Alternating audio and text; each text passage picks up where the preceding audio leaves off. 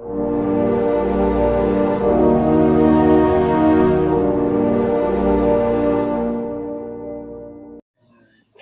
datang kepada channel Macam Skolin. Saya ingin menyampaikan sebuah kisah seram juru rawat bunuh diri. Pada tahun 1922, pembinaan sebuah hospital sedang dijalankan oleh pihak kontraktor pembinaan pembangunan. Di tapak pembinaan bangunan ada sebatang pokok ara yang sangat besar. Masyarakat setempat sudah beberapa kali untuk menambah pokok ara yang sangat besar itu, tetapi susah untuk ditebang. Berbagai pihak kontraktor lain telah mencuba untuk menambah pokok ara untuk meneruskan projek pembangunan ini kena siap pada awal pagi esok. Bos kontraktor itu apabila mendengar permohonan masyarakat setempat bahwa pokok ara itu sangat susah untuk ditebang.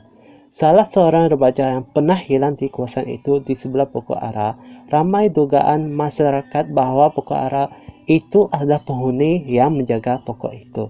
Pada setiap malam, orang ramai pernah ternampak terlibat hantu perempuan yang sedang duduk di bawah pokok itu.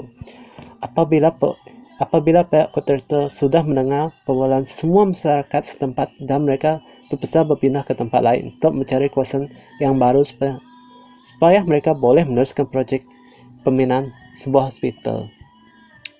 Sebab pembangunan sedang pesat dibangun untuk menaikkan taraf kehidupan rakyat supaya boleh mengelak berlaku taraf kemiskinan berlakunya taraf kemiskinan di luar bandar.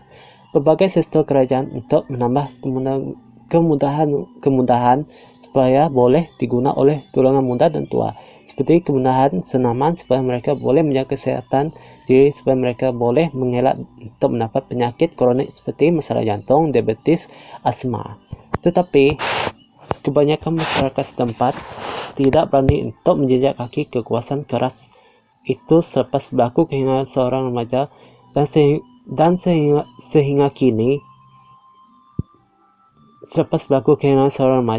sehingga kini masih tidak dijumpai oleh orang ramai. Karena kehilangan remaja itu sangat misteri di mata masyarakat.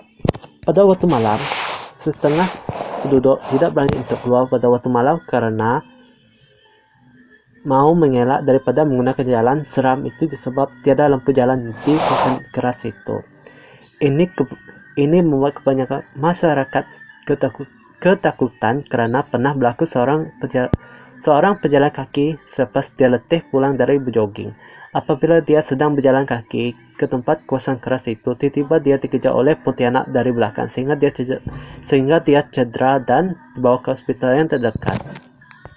Ada segelintir pihak kontraktor yang tetap berdegat untuk mencuba masuk ke dalam kawasan keras itu yang ada pokok ara yang sangat besar yang susah untuk ditebang. Masyarakat setempat sudah membuat papan notis mana-mana pihak kontraktor dari luar tidak dibenarkan untuk melakukan sebarang mana projek kerana kawasan ini sangat banyak risiko yang akan berlaku kepada kontraktor yang nanti. Tetapi kontraktor itu hanya mau mengaut keuntungan semata saja.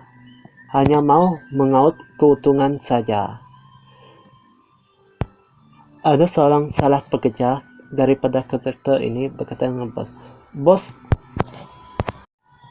ada berita buruk pada kita. Berita buruk apa? Sebab kawasan ini sangat keras. Apa mereka tulis di papan notis ini? Macam ini bos, mereka kata ada pokok ara sangat besar yang susah untuk ditebang mana-mana pihak kontraktor dari luar pun. Saya tidak peduli asal saya dapat keuntungan dari projek ini. Kita kena siapkan hospital dengan segera kerana kita tidak ada masa untuk membenarkan projek ini. Baiklah bos. Hayalnya pada tahun 2021, hospital pun telah disiapkan atau telah dirancang pada tahun 1922 sehingga tahun 2021. Bertahun-tahun pihak kontraktor telah mencuba untuk menambah pokok ara yang sangat besar itu. Pada akhirnya tahun 2001 pokok ara sangat besar itu pun telah berjaya ditebang. Hospital pun telah terbuka kepada orang ramai bagi sesiapa sahaja yang nak mengambil bekalan ubatan ataupun menjalani perubatan ke hospital ini. Pada hari sama juga, ada seorang jururawat perempuan yang sedang kerasukan sambil menjerit seperti orang histeria, tetapi jururawat perempuan yang sedang kerasukan sambil dia berlari sehingga jururawat itu jatuh dari hospital baru dibuka. Demi seorang, jururawat bunuh diri disebabkan kerasukan. Demi seorang, jururawat bunuh diri disebabkan kerasukan oleh syaitan. Ada pesakit dari luar nak mendapat perubatan di hospital ini, dan dia bertanya kepada doktor, kemana semua jururawat perempuan yang bekerja di hospital ini? Macam ini, semua jururawat perempuan yang bekerja di hospital ini, mereka belum pernah lagi berkahwin. Oh, begitu doktor. Doktor boleh sampaikan salam saya kepada semua jururawat perempuan. Doktor boleh sampaikan salam saya kepada Doktor boleh sampaikan salam saya kepada jururawat perempuan yang akan jadi bakal isteri orang. Pihak hospital terpaksa sembunyikan tentang kes jururawat bunuh diri daripada orang ramai karena pihak hospital tak nak kes ini jadi kes polis di luar sana.